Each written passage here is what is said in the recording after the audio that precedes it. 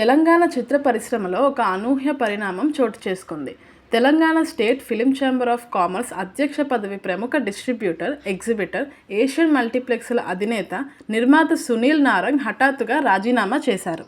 కేవలం వ్యక్తిగత కారణాల వల్లే తాను ఈ నిర్ణయం తీసుకుంటున్నట్లు పేర్కొంటూ ఆయన ఫిల్మ్ ఛాంబర్కు అధికారికంగా ఈమెయిల్ ద్వారా తన రాజీనామా లేఖను పంపించారు. సునీల్ నారంగ్ సమర్పించిన ఈ రాజీనామాను ఫిల్మ్ ఛాంబర్ ఎగ్జిక్యూటివ్ కమిటీ అత్యవసరంగా సమావేశమై ఆమోదించింది. అయితే చిత్ర పరిశ్రమ వర్గాల సమాచారం ప్రకారం ఈ రాజీనామా వెనుక టాలీవుడ్లో గత కొంతకాలంగా నడుస్తున్న పర్సంటేజ్ విధానం వివాదమే ప్రధాన కారణమని తెలుస్తోంది. థియేటర్ల నిర్వహణ ఖర్చులు పెరిగిపోవడంతో సింగిల్ స్క్రీన్ థియేటర్లలో కూడా మల్టీప్లెక్స్ల తరహాలోనే కలెక్షన్ల పర్సంటేజ్ సిస్టమ్ అమలు చేయాలని ఎగ్జిబిటర్లు డిమాండ్ చేస్తున్నారు.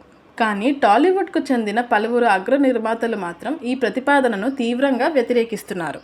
ఈ వివాదం రోజురోజుకి ముదరడం, ఎగ్జిబిటర్ల తరఫున నిలబడిన సునీల్ నారంగ్పై కొంతమంది నిర్మాతల నుండి తీవ్ర ఒత్తిడి, విమర్శలు రావడంతోనే ఆయన తీవ్ర అసంతృప్తితో పదవి నుంచి తప్పుకున్నట్లు ఫిలిం నగర్లో గట్టిగా వినిపిస్తుంది. టాలీవుడ్లో థియేటర్ల యజమానులకు, నిర్మాతలకు మధ్య పంతాలు నడుస్తున్న ప్రస్తుత తరుణంలో రాబోయే కొత్త అధ్యక్షుడు ఈ వివాదాన్ని ఎలా పరిష్కరిస్తారనేది ఇప్పుడు ఇండస్ట్రీలో ఆసక్తికరంగా మారింది.